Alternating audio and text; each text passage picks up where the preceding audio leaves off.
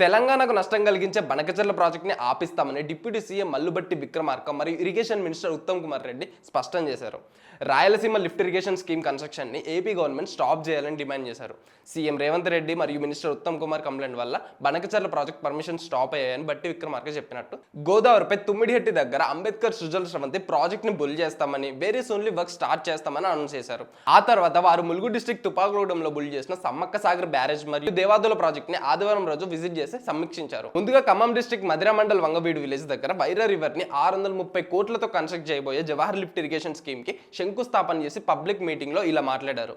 రాయలసీమ ఎత్తిపోతుల వల్ల AP government రోజుకి 11 TMC వాటర్ని, అంటే దాదాపు 11,000 మిలియన్ల క్యూబిక్ ఫీట్ని ఆంధ్రాకి డైవర్ట్ చేస్తే 25 రోజుల్లోనే శ్రీశైలం రిజర్వర్ ఎంటీ అవుతుందని, భద్రాచలం డివిజన్లో ట్రైబల్స్ ఉన్న 7 మండలాలని పక్కకు పెట్టమని అప్పట్లో సోనియా గాంధీకి రిక్వెస్ట్ చేశారు. అప్పుడే రీఆర్గనైజేషన్ యాక్ట్లో నుండి ఆ 7 మండలాలని రిమూవ్ చేశారని డిప్యూటీ సీఎం వివరించారు. తర్వాత బీజేపీ పవర్లోకి వచ్చాక స్టేట్లో బీఆర్ఎస్ పార్టీతో కలిసి ఆర్డినెన్స్ తీసుకొచ్చి ట్రైబల్స్ కున్న 2 లక్షల ఎకరాలని పోలవరం ప్రాజెక్ట్కి ట్రాన్స్ఫర్ చేశారని బట్టి అక్యూజ్ చేశారు.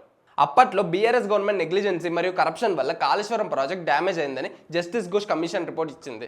కానీ ఆ పార్టీ లీడర్స్ దాన్ని డిస్టర్బ్ చేసి జ్యుడిషియరీని ఇన్సల్ట్ చేసేలాగా మాట్లాడుతున్నారని మినిస్టర్ ఉత్తమ్ చెప్పారు.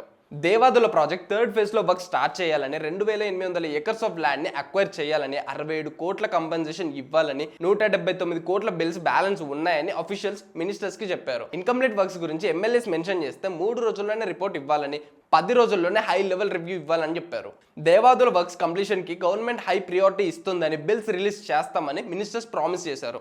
స్టార్టింగ్ లో Devadula project goal 38.16 TMC water తో 5.57 లక్షల ఎకర్స్ కి పర్మనెంట్ ఇరిగేషన్ ఇవ్వడం. కానీ ఇప్పుడు 10 జిల్లాలలో 17 నియోజకవర్గాలకి 10 లక్షల ఎకరాలకి మాత్రమే వాటర్ సప్లై చేయాల్సిన సిచ్యువేషన్ వచ్చింది.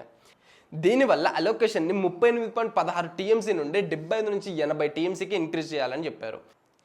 ఈ పర్పస్ని సిడబ్ల్యూసీకి రిపోర్ట్ చేశారు. సమ్మక్క సాగర్ బ్యారేజ్ నుండి వాటర్ డ్రా చేయడానికి పర్మిషన్స్ కావాలని చెప్పారు. ఇచ్చంపల్లి కంప్లీషన్స్కి ఫండ్స్ ఇవ్వమని, గోదావరి మరియు కావేరీ రివర్స్ లింకేజ్కి కోఆపరేట్ చేయమని సెంట్రల్ గవర్నమెంట్ని రిక్వెస్ట్ చేశారు.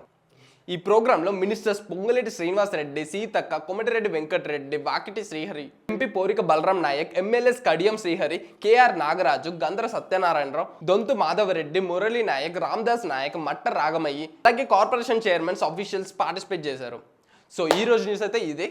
సో మీకు ఈ వీడియో ఎలా అనిపించిందో కామెంట్ సెక్షన్లో కామెంట్ చేయండి. And for more videos don't forget to subscribe plus Telugu.